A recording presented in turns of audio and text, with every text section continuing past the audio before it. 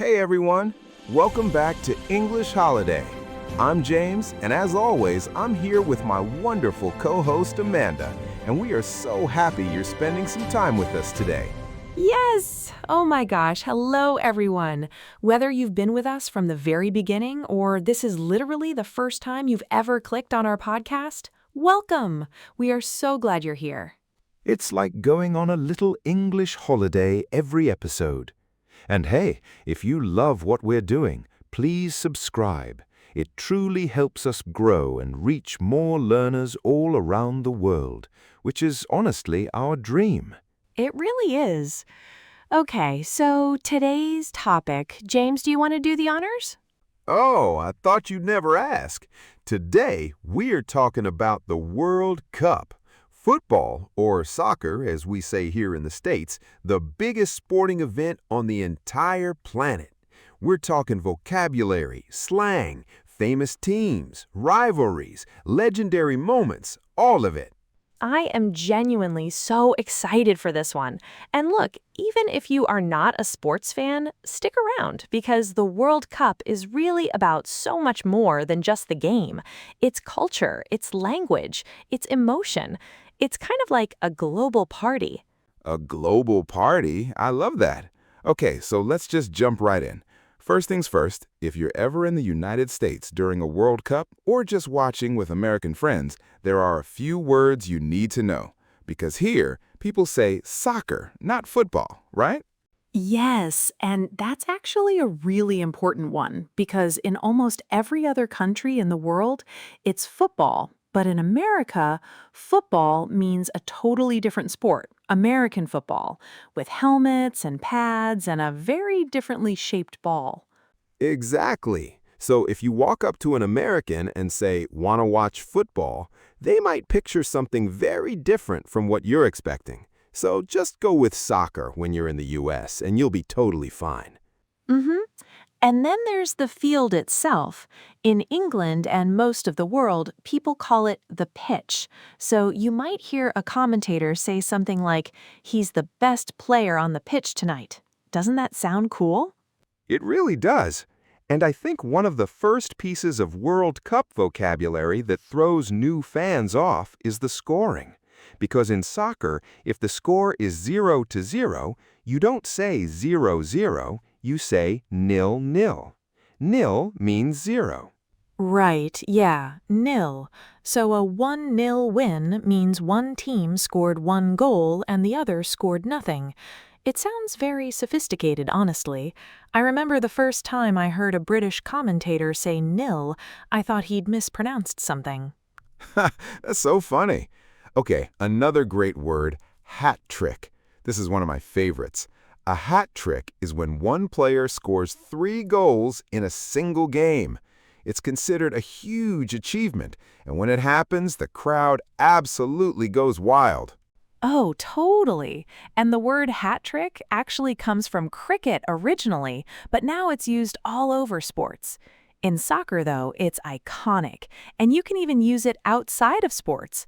Like if someone does 3 great things in a row, you can say, "That's a hat trick." I love that. Okay, what about stoppage time? Because this is something that confuses a lot of people when they first start watching soccer. Oh, yes. Okay, so in soccer, a game is 90 minutes, but the clock never stops, even when the ball goes out of bounds or a player gets injured. So at the end of the game, the referee adds extra minutes to make up for that lost time, and those extra minutes are called stoppage time or injury time.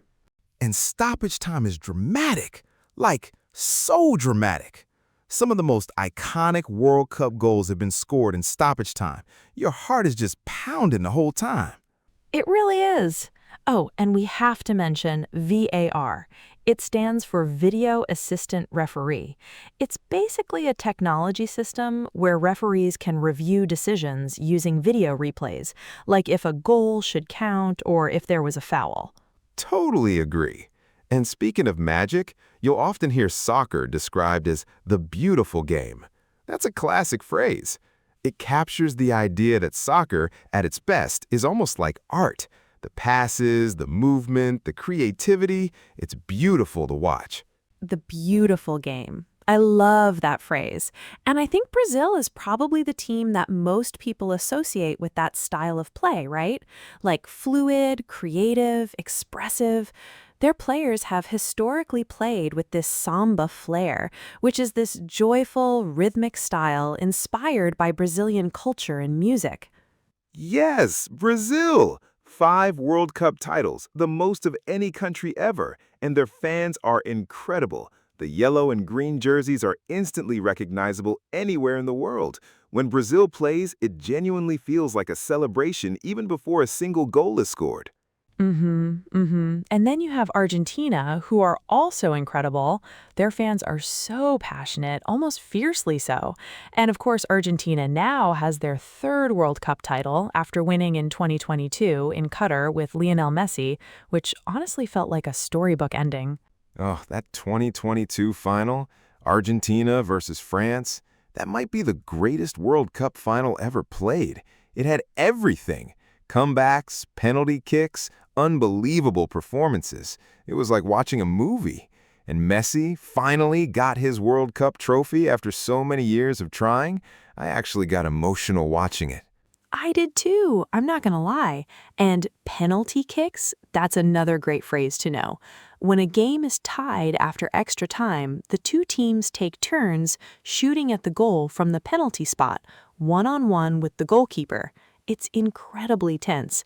People call it a penalty shootout. A shootout. And that word shootout really captures the feeling. It's like a duel, pure nerves. You can barely breathe. And then there's England, who have the most passionate, loyal, heartbroken fan base in the world. Oh, England, bless them. And their famous chant, It's Coming Home, which is a reference to a classic song called Three Lions. English fans sing it every World Cup, believing this is the year England finally wins it again. They last won in 1966. Okay, rivalries. We have to talk about rivalries because rivalries are a huge part of World Cup culture. Yes, a rivalry is when two teams have a long, intense, competitive history against each other. The rivalry between Brazil and Argentina is legendary. Both South American powerhouses, very different styles, very passionate fans. And then there's England versus Germany. That's a huge one historically. And the United States versus Mexico. That rivalry is growing every year, and it's really interesting to follow, especially now that the U.S. is becoming a much stronger soccer nation. Oh, absolutely. And speaking of the U.S., the 2026 World Cup is being hosted jointly by the United States, Canada, and Mexico. So if you're learning English and you want to experience the World Cup atmosphere live, that might be your best opportunity ever. That is such a good point. And that World Cup is going to be enormous. 64 teams, more games than ever before. The stadiums are going to be packed. American cities like New York, Los Angeles, Dallas, Miami, all hosting matches. It's going to be incredible. And you know what phrase you'll also hear a lot? What a strike! That means an incredibly powerful, well-hit shot. Or, what a save! When the goalkeeper makes an amazing stop. And he's on fire tonight, meaning a player is performing exceptionally well. How about vuvuzelas? Do you guys know what those are? They're those large cone-shaped horns you might see fans using in the stadium. They're almost as loud as a jet engine at nearly 130 decibels and are meant to demonstrate support and enthusiasm for a team. It has a deep-rooted history in both soccer and rugby. I love all of that vocabulary. And honestly, learning English through soccer is one of the best things you can do because the language of the game is so vivid and emotional. Commentators are practically poets sometimes. They really do, and I think that's part of what makes the World Cup such a beautiful phenomenon. It's genuinely one of the few things that brings people from every corner of the globe together at the same time. Billions of people watching the same thing. Billions! The World Cup final is consistently one of the most watched television events in human history. We're talking over 1 billion viewers in some cases. That's almost impossible to comprehend. And you know what's amazing? No matter where you are in the world, if you can talk about the World Cup, if you know the teams, you know a few phrases, you instantly have something in common with people from completely different backgrounds.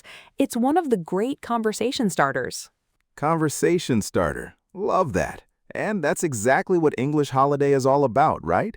Giving you the tools to connect with people through language. And today we gave you a lot of great soccer vocabulary and phrases to take with you. We really did. Okay, I think it's time to wrap up, but before we go, James, quick question. Who are you rooting for in 2026? Okay, I'm gonna say the USA because it's on home soil and I think they have a real chance this time. But secretly, in my heart, I'll always have a soft spot for Portugal. What about you? I'm going with Brazil. It's always Brazil. I feel like they're due for a comeback, and I want to see that samba joy on the world stage again. It's been too long. But you know, we're coming down to the final games here. Looks like despite the teams we picked, it's going to be between Argentina and Spain. I'm sure this final showdown's going to be a real nail-biter. I can't wait to see what happens. You know we'll be watching with all the rest of you on the edge of our seats. I love it. Okay, that brings us to the end of today's episode of English Holiday. Thank you so much for listening. Honestly, getting to do this podcast and knowing that people all over the world are learning English with us, it means everything. It really does. We genuinely love making this show, and we love our community of learners. So please, if you enjoyed today's episode, subscribe wherever you're listening, leave us a comment or review, and let us know what topics you'd love us to cover next. Until next time, keep listening, keep practicing, and remember, learning English doesn't have to be stressful. It can be a holiday. We'll see you in the next episode. Take care, everyone. Bye for now.